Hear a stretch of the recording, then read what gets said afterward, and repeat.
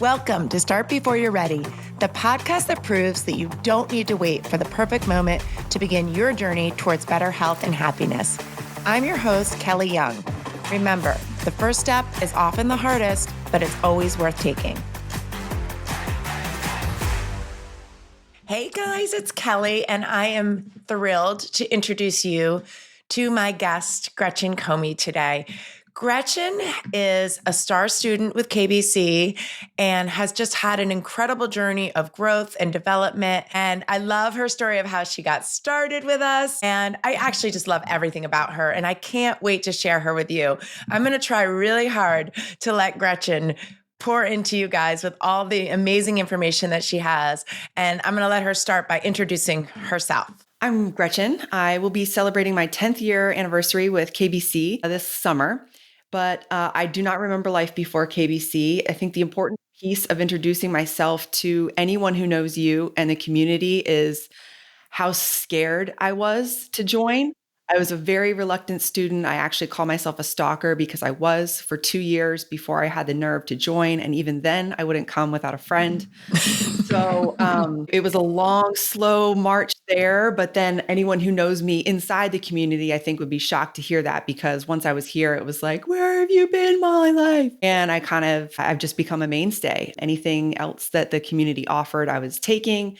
Any contest, team, small group things, I couldn't get enough. And that kind of ultimately fueled my progression to, it still feels weird to even say I'm like on Team Kelly. Like when I see my picture up in the studio, I'm like, I really don't belong there. I identify still very, very strongly as a student, but part of the opportunities that I said yes to along my journey with KBC ultimately got me really curious about nutrition. Amy Byer, I met with her early on, not early on, but about year 1 or 2 after being with KBC and feeling like I'm working really hard. I don't understand why the changes aren't happening. I mean, 1 hour with Amy completely changed my life. And that was, I think, where I started.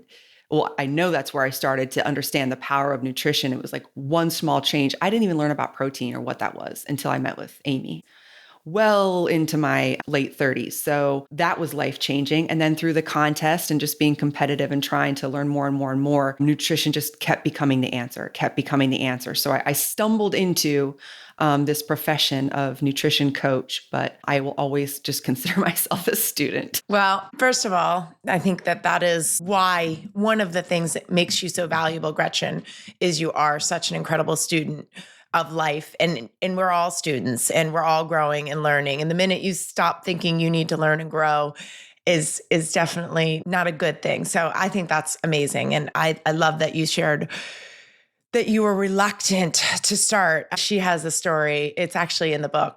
Gretchen's story is shared in chapter 18 of the book, Control the Controllables. The book is called Start Before You're Ready, and it came out this month. But one of the things that I always love about Gretchen is her honesty. She is just so easy to coach and to work with because she just tells it like it is. And I always say that the easiest people to coach are the most honest and transparent people. They're not trying to hide something, because if you spend so much time going through the layers and get through like, okay, they say, well, I eat healthy most of the time, or they give you this information, and then you kind of have to peel to get to what's really happening. It takes a little bit more time to help them. But in Gretchen's situation, she was just incredibly transparent about everything. One of her lines is that she had, before she started working out with KBC, she had this box of fitness toys that she just never used. And, she just kept adding to the box thinking that was going to make her fit. I love that. Tell a little bit about the stalking, Gretchen, about how you watched us outside of Dairy Queen, I think. Well, yeah. I mean, just the irony of watching a fitness community from Dairy Queen or Starbucks gives you a sense of kind of where I was mentally before I joined. We had just moved. The day we moved to our home here in South Riding, I went into labor with my son. So like we moved to a new community, then you have a newborn, and it was November. So then you go right into the holidays and it's cold. So we didn't get out. I didn't leave the house. It was my second child. I am not a natural, like motherhood, parenthood does not come natural to me at all. It's definitely not my happy place in those early years. And so it was like, I was just like, what is happening? Like, how did I get here? Who am I? Where did I go? The one thing I always excelled at was work, or at Mm. least I thought I always excelled at work. And so, and that was going down as well. The more I had to balance at home or even just maternity leave, it's like I was getting farther and farther away from the things that I felt made me who I was and the things that I was good at. And instead doing more and more of the things where I was clueless and struggling. And it felt awful.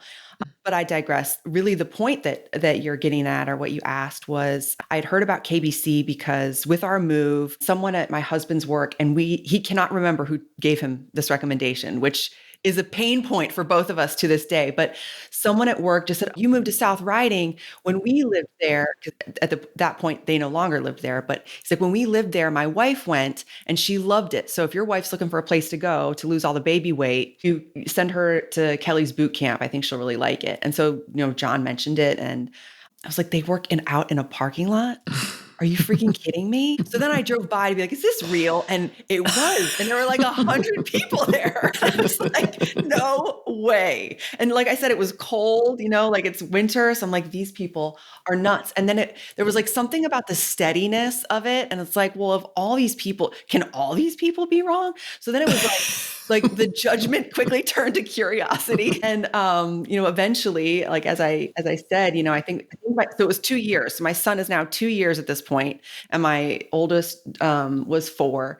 And it was like, all right, well, we are now 2 baby rounds of baby weight in, and none of it is gone. And I'm ready for a change. Might as well, give this a try. But definitely didn't have the courage to do it alone. So, I honestly don't know. I was thinking about the August deal, and I don't even think it was a free August. It might have been like a bring a buddy, like a 2 for 1. That makes me feel better, because when you wrote that in the book, or you said that in your chat, I'm like, I gave away a whole month. What was I thinking? It was something like that. Yeah, maybe it was like like 2 for the price of 1 or something like that. Yeah. And maybe that sounds right. That sounds right. It was like a buddy pass thing. Yeah. That sounds right. Yeah. Okay. Well, I know, Gretchen, you have had so much growth and change in your journey over the last 10 years with KBC. Do you have like one lesson that you feel like that's really kind of stuck with you? I was just going to say, it's all the things that you say. And it really started with the just show up, just go. So what if you can't finish a mile, or so what, which I couldn't, by the way, for the record. My first time we did that at the lot, it was well over 10 minutes. I did have to stop, and I almost threw up when I was done. Anyways, but so what if you can't do something? So what if you get uncomfortable, or you have to leave earlier? Just it was don't even think about the possible excuses. Just show up and then deal with whatever happens next. One of the it's don't a overthink powerful it. mantra, but even the greater power in that mantra, I think, is a community that backs it up. Because it's one thing for you to say that, but I never ever felt judged or less than or anything like that in those first years. It was, in fact, quite the opposite. People were wanting to introduce themselves. They'd be cheering harder for me because they'd see me struggling. And it was just like, okay, I really am safe to just show up here. Yeah. And so there was really no reason not to. Yeah. I like that. I really want that to be something that everybody hears, even if they're not in our community. Just showing up, just putting yourself out there, just being there, and don't overthink it. Just see what happens. See what happens. Don't feel like you need to know all the details. You don't need it about fitness. You don't even know what we're going to do that day. Just be there. Just be there. I think that's really, really good.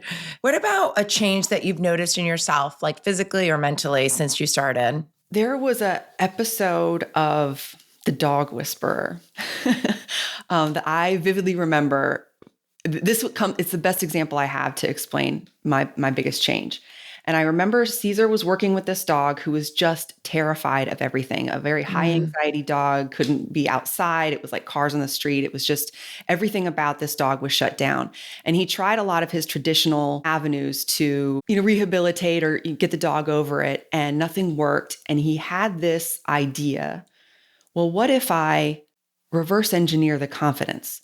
When a dog is scared, they put their tail between their legs. And so he rigged this leash where when he was walking the dog on the leash, there was also a lift that forced the dog's tail to be up. He's like, so what I'm going to do is I'm going to use the tail position to reverse engineer in this dog's brain that I got this.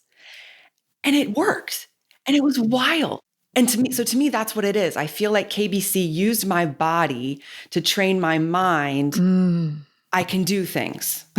Yeah. Don't even think about it. Don't analyze it. Just try, do it. Yeah. See where you start. See how you improve. And to me, that's what it is. It was like, it was using my body to train my mind, I'd say, is the biggest Yeah. change. And so now I'm chasing something new. I want a challenge. I want it to be hard. If it's easy, I get frustrated, or I don't know. Yeah. It's an ever raising bar. Yeah. I think, well, but I know the saying that resonates with both of us is change equals change. Yeah. And that is one of the things, the most valuable things I see in any fitness program is that change is very visible. It's very visible. You can see yourself getting stronger. You can measure it. It's something tangible that you can see. And when you get that change, it translates to mindset and other parts of your life. And then that continues to elevate you.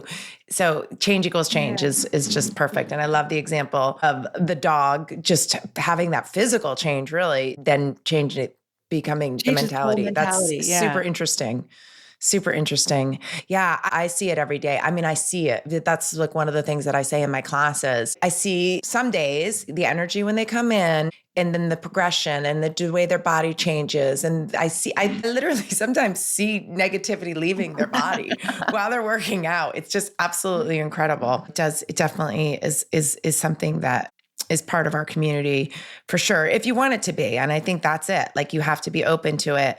And I think that's one of the most interesting things about you, for me at least, because I've, been here for the entire 10-year journey. And you really evolved in your openness of what you were willing to do. I don't think you started off as growth minded and no.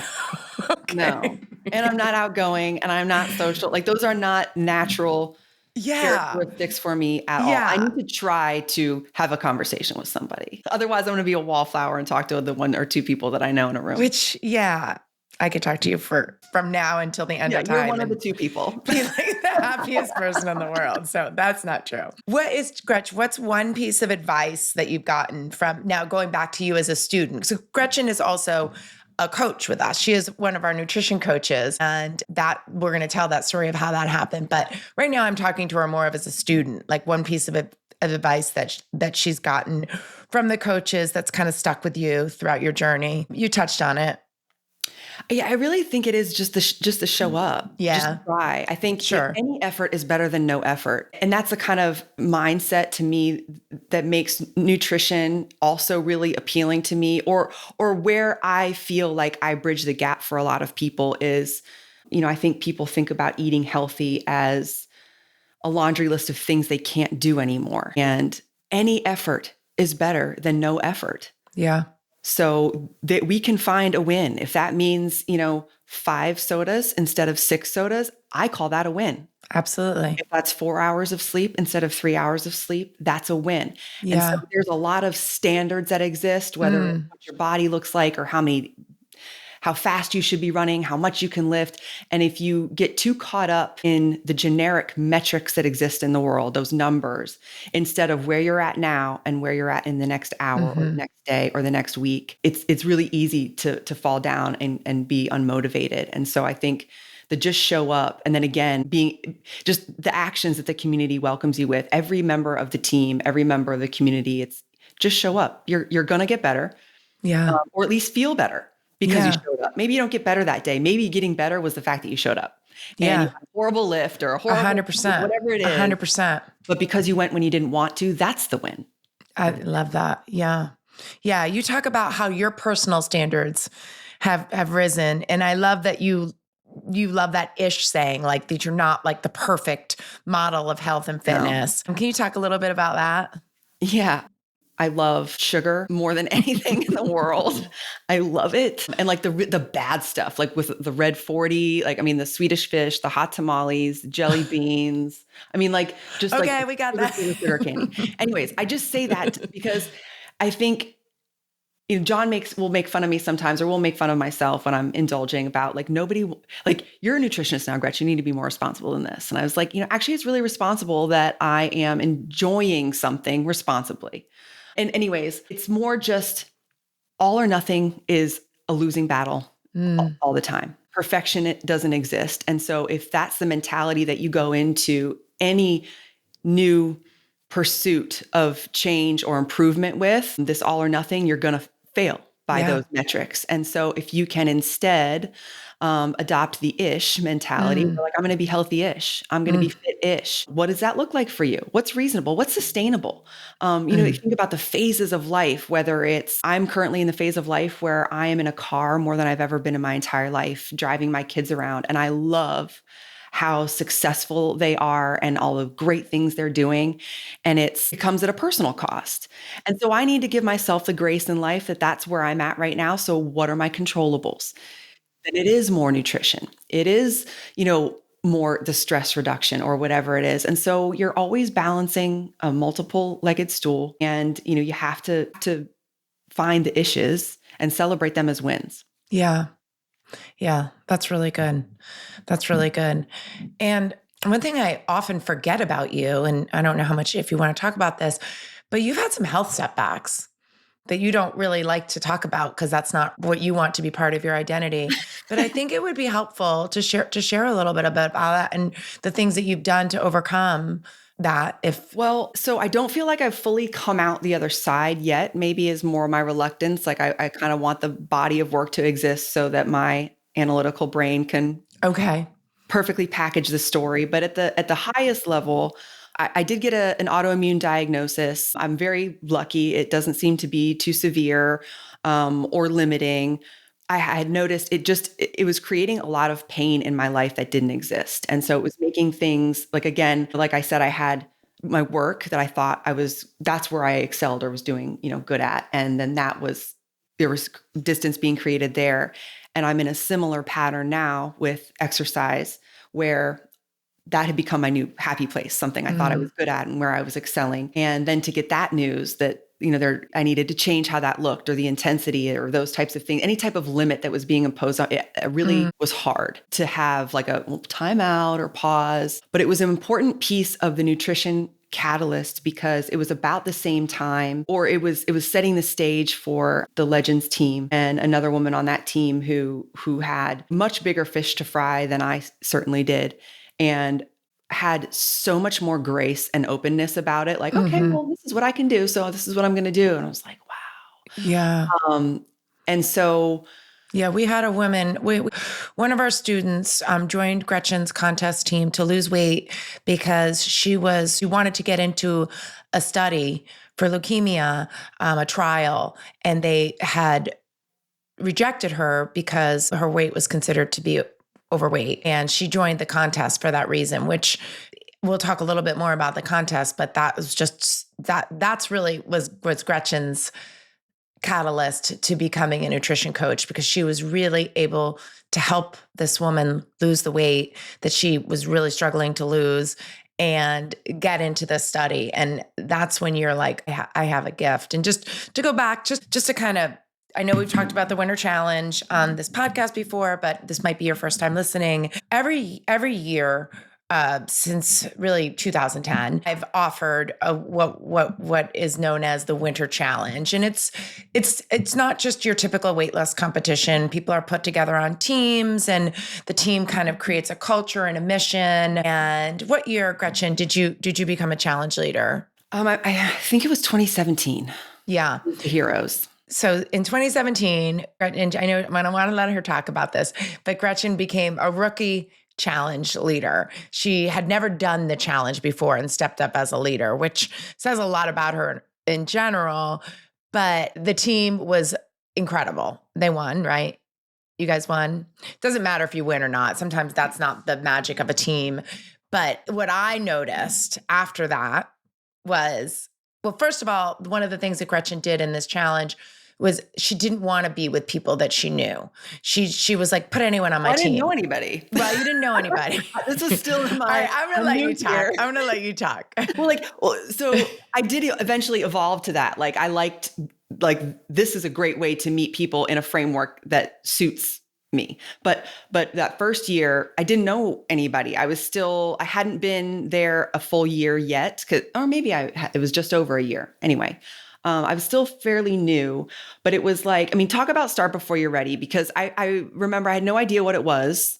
And just an email, the weekly email was like, hey, winter challenge is starting and looking for, volunteers to whatever. And I remember writing back something along the lines of, I don't know what this is, but anything I can do to help after I remember this. all the help I feel like I've gotten from this community I'm in, just tell me what to do. Wow. Then I, got there. I was like, well, not really. It was great from the start. It was great. But I didn't know anybody. I remember there's a draft for teams. So you're sitting around a table, and I remember the first round, and I won't name names, but there was so the first round of picks, happened, and I'm looking at the list, and there was a name that I recognized, and I was like, oh, this person's, always there and strong. And this seems like a good person to have on a team. And I said that name out loud, and everyone looked at me like, oh no, you can't have that person. And I was like, okay, this isn't a real draft. Let's sit back here and, read the room. It's not a real draft. And so they're like, yeah, no, this person's taken, this person, like, how about we just go and pick all of our people? And so then it was like, so then but there were other names that I recognized, like, oh, I was on a summer thing with this person and they seemed nice. Or, oh, this person was in my Camp U group. They must be nice. Or, again, I didn't know anybody. My girlfriend, obviously, who joined with me, but, aside from her, that was really it. And so it was a team of strangers for that reason. That included your husband. So talk about no freaking pressure, Gretchen. Like, I was like, I'm sorry, this is your husband is on my team and your neighbor. Are you sure? But it worked out great. And I don't even know. It worked out great. That story, but that was well, my part of that story is, and I didn't know this about Gretchen at the time, but it didn't matter who I put on our team. They were going to win. Not necessarily win the contest, but they were going to win the experience. They were going to have a really positive experience, feel like they were part of something bigger than themselves, adopt to a culture that they never in a million years thought they would, do things they never thought they would do. And I just really grew to respect Gretchen as a leader and as someone that just has the ability to get people to do stuff that they wouldn't normally do. And I can't really articulate how much that impressed me. I already was impressed by her as a student and just the way she showed up to class and just her physical growth going from that mile that she talks about to being one of the very most fit people in all of boot camp. But it was just like, oh my gosh, it doesn't matter. And I just loved that she wanted, not people that, who's this person? I don't know anything about him. This is like, she loved the adventure of having somebody that she could kind of create her own relationship with and didn't have like a history. I love that about her. Yeah. So, okay. So 2017, so that was your beginning of your challenge experience. And then let's go back to the student that you were able to help so much.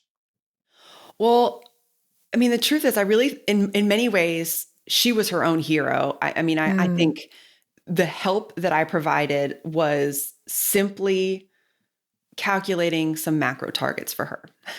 That was about it. And that was something I had been doing for my teams for a couple years leading up to that experience, because I had discovered macros over the course of the contest, and they had always worked.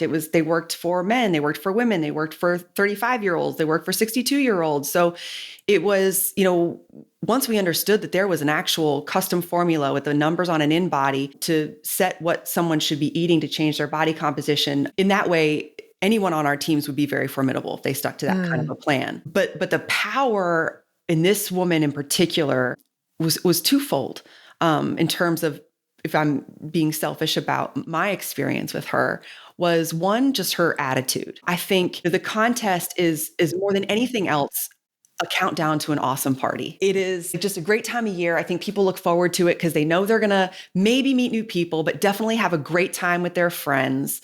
probably lose a couple pounds. And there's this awesome party at the end. It's just like it's 2 months of like festive and party and you're out of the house late. You're doing more adventurous stuff. It's just fun. And then to have her why she was there to be so big, but not big in a heavy negative way, but big in this like inspiring, optimistic, like, yeah, I'm going to do this. And then I'm going to crush this and do that. And Yeah. she was constantly giving. She was like, Lifts everybody else up. yes. Like, she was more of an influence, I think, on our team that year than I was easily, with how she led by example. So I really can't take credit for her success, but it was in calculating those targets for her was my catalyst for becoming a nutritionist, because she very flippantly mentioned one day, like we're well into the halfway point of the contest. And she just, my doctor is, tripling my dialysis to keep up with all this protein you have me eating. And I about died because I had no idea why.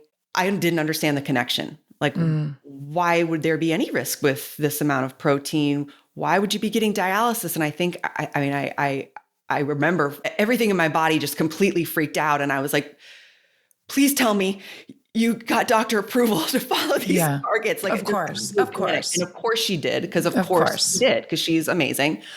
But that was the moment where I was like, wow, people are really listening to me. I need to be very careful and fully understand what I'm asking them to do, when it may or may not make sense. Like, I have a level of responsibility now. I need to take that seriously. So that was the way that she really pushed me or motivated me to go down that road. Yeah. And you're an exceptional student. You're incredibly bright. So I've just loved seeing how much you've learned and grown and been able to help people. I hear time and again from our clients and members, like, Gretchen is so smart. Like, she just has this, she just figures things out, and she has a great way of listening and figuring out each individual person. So she talks about macros, individualized macros. That's great. That's really awesome. And I believe that can be a great path to success for body composition change in particular. But it's much more about you getting to know the person and meeting them where they're at, giving coaching advice that makes sense for them and that feels right for them. And it doesn't feel like, oh my gosh, this lady's trying to get me to change everything. I know that part of your coaching is just like you talked about earlier, if you're having 5 sodas, let's get to 4. And that's the way to do it, guys. That's it. That's it. You'll hear that from everyone on our team. It's these small changes over time that equal big changes. When you try to take on this huge, exorbitant change, you're back to doing your old patterns. So that's why Start Before You're Ready is such a great title for this podcast, because it's like, what's the one thing that you can start doing right now, like starting now, and build from? And that's the true path to success. And that's what I've seen in Gretchen over the past 10 years. Small changes over time. Started with just Saturday boot camp, started to come during the week a little bit to some night classes, then, continued to craft her schedule around her life. So yeah, I love that you mentioned that, Gretchen. And I do want to make sure, well, first I want to hear, I know everyone's going to want to hear one like go-to healthy thing that you've kind of learned, food prep or just healthy food that you're kind of like, this is important, this will help people. It's hard to come up with one. What were you going to say? Well, I love what you mentioned when we were talking earlier about not overlooking the importance of that grab and go. It's not going to be perfect necessarily. Yeah. All right. So that's a good one, because I'm much less of a meal prepper. I always got hung up on the words of meal prep. But once I had this like aha that it feels so stupid that I was like, wow, like meal prep doesn't have to be a meal. It's just food readiness and accessibility, and having these grab and go or emergency stashes that I like to call them. To me, that's where meal prep has been my savior. Yeah. So I'm, need to be in the car for hours on end, driving out to Springfield, and I'm in rush hour traffic. And so I'm going to be in the car for 4 hours. Yeah. What can I grab? What can I go? What is mobile? What will travel with me? What will be a well-balanced, snack or meal or something that I can go? So that's One good one. I think in general, it's safe to say most people don't get enough protein. Water is critical. That's very mobile. You should always have water with you. Of that. Yeah. Yeah. Awesome. And what's one tip that you would give someone that so they're listening to this podcast and they just want to be a healthier person? What would we talked about a little bit about this and before we started about taking stock and things that you're already doing? Yeah, I think be an objective observer of where you're at, because if you look objectively about what you're doing, I promise you can find something you're doing good already. Yes. Promise. And in fact, once you find that thing, it will probably lead you to 2 or 3 other things that you're doing really well. And if you can acknowledge that, it's like you already have momentum you didn't know you had. Giving yourself that credit and then just doing a little bit more of those things. It's a lot easier if you already have a pie in slices and you have a healthy slice, just make it a little bit bigger. Add an extra whatever portion to your meals if you're feeling like you're a good meal prepper, or extra steps if you're already, a great stepper. Building on your current successes and wins, I think, is the best way to get traction quickly. Yeah. Yeah. You talked about when you meet with clients sometimes and they come to you and they say, Gretchen, I had a really bad week. And they talk about all the bad things they do. And you try to. Well, so I have a story about, this is a common story, and it also just happened recently, but I've heard this story repeatedly in working with clients over the last couple years. This kind of sense of dread when they go away on vacation, like, I'm going on vacation, or I'm going to a wedding, or everything's about to go out the window. And it's like, we'll talk for just a little bit. And there's always a win. There's always a win to celebrate. 9 times out of 10 on vacation, people will come back. They've gotten more rest than they've gotten in weeks. Sleep is absolutely critical to fat loss, let alone mental health and everything else. But sleep is critical for fat loss. So congratulations, you're sleeping better. You got more rest than you've gotten in weeks. That's great. People often are getting more steps in when they're on vacation because they're moving around, they're sightseeing. Also huge. Walking is one of the greatest fat burning activities you can do in that nice blue zone. So I'll give them maybe one other homework assignment on vacation, whether it's make sure to get your protein in, or set a non-negotiable minimum amount of water.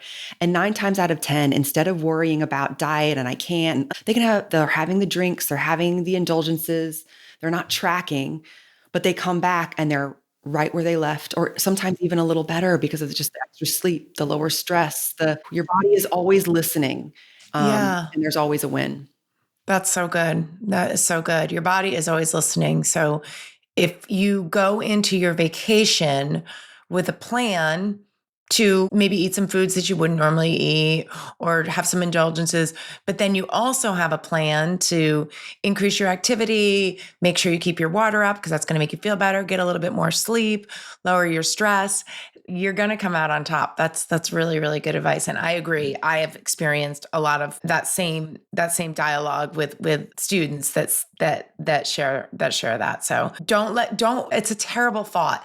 We want to help people with their health and their fitness and their nutrition, but we don't want any of it to feel stressful. If you're stressed about going on vacation because you're not going to stick with your eating routine, then we're never going to get the progress that we want to get.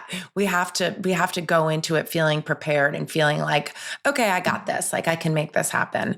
And I love that. Looking for the wins is just probably the best advice that you can get in any aspect of your life. It's so easy to get bogged down on the things that aren't going well. I've shared with this community before that one of the things that I do weekly, and in full disclosure, my life has been exceptionally hectic lately and I've been off track with it. And it shows, but I like to every week do what is called WLAGs. I adopted this from the Todd Durkin Mastermind from Todd, and it starts with your wins. So you can feel like, I'm not getting the things done. I'm all over the place. I'm stressed. I didn't finish this. But wait, let me just sit down for a minute and write everything that went well last week. Your head is in a totally different space. You feel completely different. You're in a state of gratitude. And that's what we want to help our members do. Not focus on, none of us are going to be perfect. We don't need you to be perfect. If you're perfect, you're probably going to be terrible in 6 months. I'd rather you be okay, right, Gretchen? We'd rather you be like working towards or getting better than perfect. Perfect doesn't work in our community anyway. Okay, Gretchen, super important. I want to talk about one of the reasons why I wanted to make sure to have Gretchen on is she's starting a new program, and I want her to tell you guys a little bit about that just to get people through the holidays. Sure. So the program is called Merry and Motivated, and it is exactly what we've been talking about. It is simply a way to track and record and give yourself credit for the wins, because I promise they exist. So in the holidays, it's very easy for people to surrender to defeat. Like, here they come, 5, 10 pounds. And I just don't think that that's necessary. I think you absolutely can be merry. You can indulge. I certainly will. And then you can still be motivated. I certainly will. Yeah, I certainly will. I need this program. I will be doing my own program. But at the end of the day, it's like, can you be 5 days strong every week? Yeah. In one thing. Just because you've got one thing baking on Saturday doesn't mean right. Yeah. Right. So maybe your sugar and alcohol is totally out of control for a weekend. That's totally fine. Can you rein it in Monday through Thursday or Friday? Probably. Yep. Or you're traveling, you are not going to be working out anywhere, you're seeing family, you're gone. Well, can you still drink 100 ounces of water 5 days that week? Can you still get good sleep, better sleep than when you're at home? Yes, there's always going to be a win. And so this program is designed to give yourself the credit for that, so that you don't let things that, another thing that I find far more in nutrition, at least in my observation, than fitness even, is this inclination for people to label themselves as good or bad based on what they do or don't put in their mouth. And I think I haven't heard that language about like, oh, I was so bad today, I didn't, exercise, or I was so bad today, I didn't eat this, or I'm so bad because I did do that. And it's heartbreaking for me, quite honestly. So I really, what I like about this program, and just in general, how I approach nutrition, period, in any of the programs I do, the food you eat, the choices you make, they are not good or bad. They are choices you make. And there's always trade-offs. Maybe the things you thought were bad are just fine. And the trade-off you're making is a longer walk, or a little extra sleep, or a little extra water. It should never be something that you're punishing yourself or feeling guilty over, especially this time of year. It should be all about peace. It should be about joy. It should be about family. Food is love and family and tradition. And so I hope this program helps people enjoy those aspects of the holidays, while giving them just a little bit of extra motivation to find their wins that they want to celebrate, to find their controllables, whether it's, their steps or anything else. And then there's another component of the program. So there's 10 different things that we'll be tracking. And they're traditional nutrition things like, how much protein you're getting every day that week, or water or sugar, et cetera, fiber. And then there's some non-traditional nutrition things around sleep or the steps that you're getting in every day. But we also have 2 blank slots. So you can change them every week, or it can be the same 2 things for the whole 6-week program or 5-week program. It's up to you. But it's anything that's important to you. Is journaling important to you? That can be your thing. And then as long as you're journaling 5 days that week, you get that point. Or maybe writing thank you notes, or, maybe getting outside, spending 5 or 10 minutes in the outdoors, whatever it is that's important to you. If you're stretching, mobility work, totally up to you. So also This is an opportunity for people to define their own terms for success, completely beyond the bounds of traditional nutrition and exercise. I know this time can also be really stressful for folks at the holidays. So anything that's going to protect your peace, bring you more peace, there's an opportunity to write those things in, and then you'll have a group to celebrate that with each week. And That's then so also fun. Prizes. I love it. Yeah. And winning comes with prizes and points, and not focusing on what you're not doing, but I'm giving myself credit for doing these things. I'm not going to throw everything out because I'm not going to be perfect. I'm going to celebrate the things that I'm doing. I think that that's a really fun, and I see why so many people have already signed up for it, because it's going to be just a really fun and powerful program, and simple, and it could be as complex or simple as you want. But the idea is just to keep it really simple, which people tend to really appreciate, especially this time of year. Yeah. Well, I've had so much fun talking to Gretchen, and I could talk to her forever. She really is a wealth of knowledge when it comes to nutrition, mindset, helping people see the good in what they're already doing, helping people celebrate their success. I love that, a big part of our community is celebrating success. And that's one thing that me as an owner and leader in this community have like struggled with a little bit. Like, my gosh, there's so many people doing such great things. And it's just so great to have a team of coaches that help me with that. And Gretchen is one of the very best at that. She gets so excited when someone is succeeding. She'll send me a text like, oh my God, it's just what people are winning at. And that's what we all need to do more of. Let's just kind of leave it at that with celebrating our wins. It's kind of becoming a theme of this podcast. Actually, I think we've talked about it every week, which is great. I can't talk about it enough. Looking for the wins and celebrating the wins. Thank you so much, Gretchen. You are a total winner in my book. Thank you. Sometimes. No. Okay, Gretchen. We're going to try that again. Gretchen, you are a total winner in my book. Thank you. You're welcome. I agree. Thank you guys so much for listening. Thank you for tuning in to another episode of Start Before You're Ready. If you enjoyed this episode, please subscribe, leave a review, and share with a friend who might need a little motivation. Ready to start your own journey? Check out our workouts and nutrition coaching programs at kellysbootcamp.net. You can choose from in-person sessions or virtual programs. Set up a complimentary coaching session to get started. Follow along with me and the show on social media at Kellys_bootcamp. Until next time, this is Kelly Young reminding you that the best time to start is always now.